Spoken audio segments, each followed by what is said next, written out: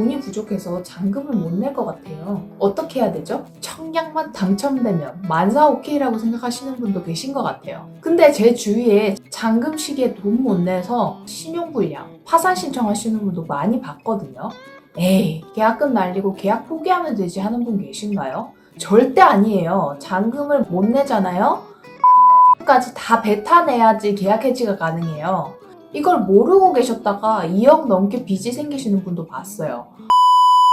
안녕하세요. 부동산 가이드 스페이시입니다. 저는 분양권 투자로 시작해서 신축 아파트를 3채 정도 가지고 있거든요. 분양권 일단 계약을 하기는 했는데 돈이 부족해서 잔금을 못 낼 것 같아요. 어떻게 해야 되죠? 이런 류의 질문을 정말 많이 해주세요. 유튜브에서 맨날 자랑만 하는 것 같지만 제 실패 사례도 얘기를 많이 드리는데요. 질문해주신 분처럼 잔금을 치를 여력이 조금 부족해서 한 500만 원 정도를 손해보면서 팔았던 것 같아요. 누군가는 또 분양권은 계약금 10% 정도만 있으면 알아서 어떻게 돼 이렇게 생각을 하셨던 분이 계시다면 경각심을 조금 가지셨으면 좋겠어서 이 영상을 한번 찍어봅니다. 분양권에 대해서 잘 아시는 분도 있겠지만 모르실 분들을 위해서 정말 간단하게 분양권의 계약금, 중도금, 잔금을 내는 전체 과정에 대해서 한번 알려드릴게요. 분양권이라고 하면 약간 크라우드 펀딩을 생각하시면 돼요. 크라우드 펀딩도 물건 아직 준비되지 않았지만 요런 물건을 제가 세상에 만들 거예요 라고 하고 미리 돈을 받잖아요. 분양권도 마찬가지입니다. 아파트를 지을 땅은 준비가 돼 있고요.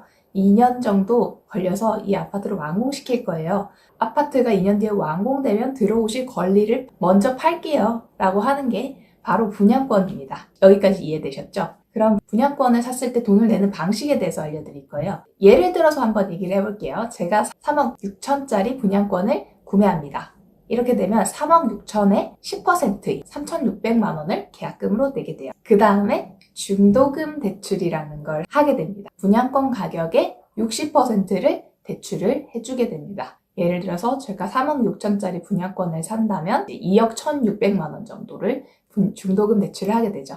이 중도금 대출은 총 6번 걸쳐서 10%씩 나오게 되거든요. 그리고 잔금 시기가 되면 중도금 대출도 갚아야 되는 거잖아요. 지금 같은 경우는 생애 최초는 집값의 80% 정도가 나오죠, 대출이. 분양권 가격의 80%가 아니라 이 아파트가 입주하는 시점에 KB 시세를 보는데요. KB 시세라고 하면은 매매가 일어나야지 볼 수 있는 시세잖아요. 근데 단지에 따라서 몇 년간 거래가 제한되어 있는 단지도 있단 말이죠. 이럴 경우에는 주변의 신축 아파트 시세를 가지고 감정평가라는 것을 해서 그 가격의 80%를 대출을 해주게 됩니다. 그래서 이 80% 대출 받은 걸로 중도금 60% 대출 받았던 걸 상환하고 그리고 남은 저희가 내야 될 잔금을 내고 그러고 나서 조금 돈이 모자랄 거 같잖아요. 내가 열심히 일해서 모은 돈을 잔금으로 내게 되는 거죠. 이게 전반적인 분양권 투자를 할 때 계약금, 중도금, 잔금을 내는 전체 방식입니다. 근데 만약에 잔금을 내야 되는 이 시기에 저 잔금을 내야 되는데 잔금이 모자래요. 그리고 어떻게 해도 방법이 없어요. 할 때 우리가 맞게 되는 최악의 경우는 뭘까요? 자, 이게 시행사 입장에서 생각을 해보자고요. 실컷 분양을 해놨는데 이 사람들이 잔금 시기에 대해서 갑자기 계약 해지를 하고 싶다라고 하면서 1000세대에서 한 300세대 가까이가 계약 해지를 해버려요. 그러면 이건 얼마나 시행사 입장에서는 손해입니까? 그래서 걔네들도 바보가 아니기 때문에 안전장치를 다 해놔요. 우리가 만약에 계약금만 날리고 그냥 계약을 해지할 수 있다고 하면 생각보다 이렇게 손절을 할 분들도 계신단 말이죠. 중도금, 우리가 중도금 대출을 했던 그 60%까지 그 돈까지 내놔야만 계약을 포기해야 되는 경우가 되게 많아요. 이건 제 경험담인데요. 그때 당시에 제가 분양권을 여러 개 가지고 있다 보니까 제가 아무리 일을 열심히 하고 돈을 잘 모아도 이게 잔금이 안 될 것 같은 거예요. 그래서 이거 마음고생하지 말고 계약 포기를 해야겠다라고 생각하고 분양사무소에 연락을 했는데 얘기를 들어보니까 계약금만 날리는 게 아니고 중도까지 같이 갚아야 계약 해지가 가능하다는 거예요. 예를 들어서 3억 6천 분양권에 3,600만 원 계약금을 냈고요.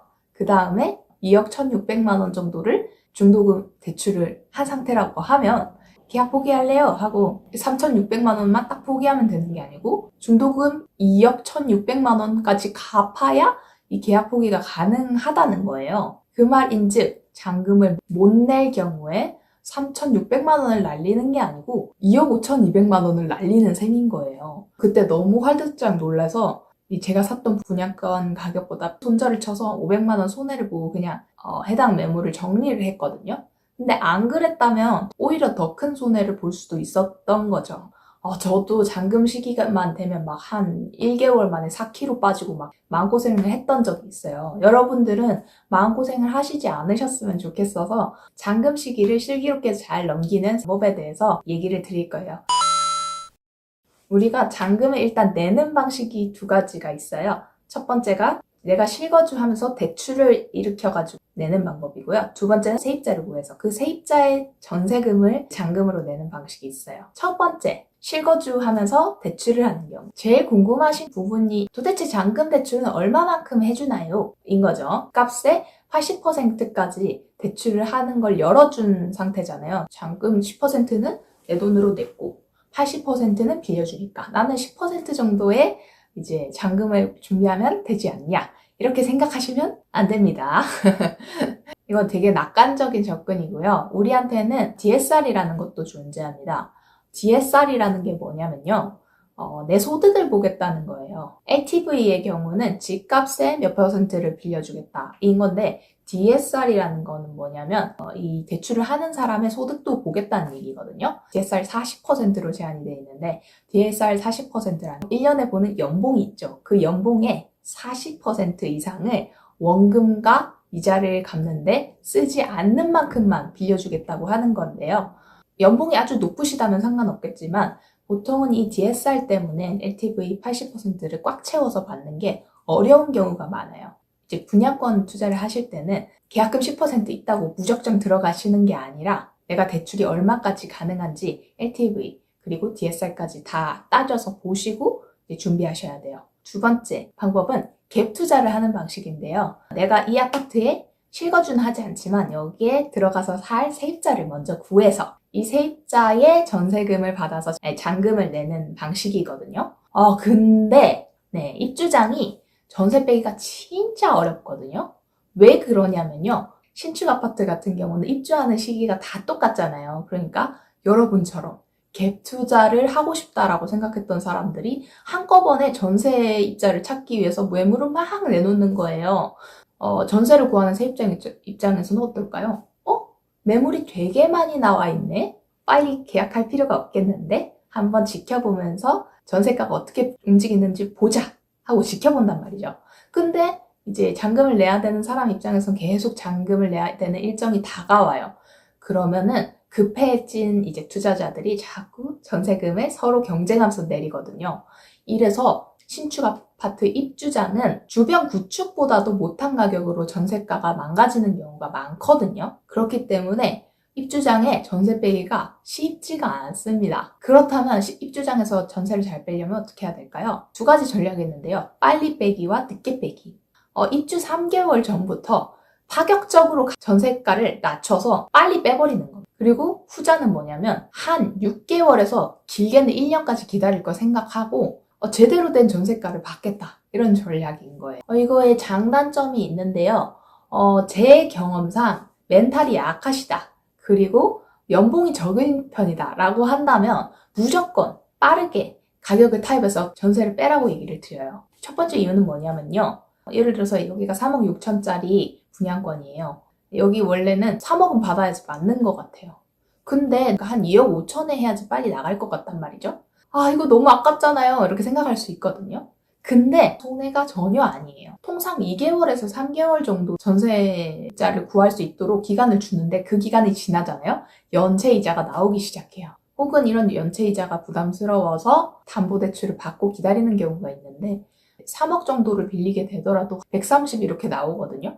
그럼 달마다 130을 내면서 버틴다는 게 보통 멘탈로 쉬운 게 아니에요. 그리고 마냥 기다린다고 해서 그 전세가가 회복된다는 보장이 있는 것도 사실 아니거든요. 그렇다면 이제 월마다 내게 되는 이자나 내가 마음고생하는 거 나중에 가서 전세금이 회복 안 되는 그 리스크까지 생각하면은 사실 초반에 싼 가격이라도 빨리 빼버리는 게 그렇게까지 불이익은 아니라는 거죠. 오늘의 요약입니다. 분양권 투자, 잔금을 못 내면 계약금뿐만 아니라 중도금까지 뱉어내고 계약 해지를 해야 되기 때문에 몇 억대 빚에 허덕이게 될 수도 있어요. 그렇기 때문에 첫 번째, 실거주 하실 거면 대출이 얼마로 나올지 LTV, DSR 다 계산하셔서 꼼꼼히 보시고요. 두 번째는 갭 투자하실 거면 전세를 최대한 빨리 빼십시오. 이렇게 오늘은 분양권에 대해서 알려드렸는데요. 경제를 모르면 나만 손해보는 세상입니다. 구독, 알림 설정해 두시면 2030 분들께 도움될 재테크 지식 알려드릴게요. 오늘도 수고 많으셨어요. 좋은 하루 보내세요. 안녕.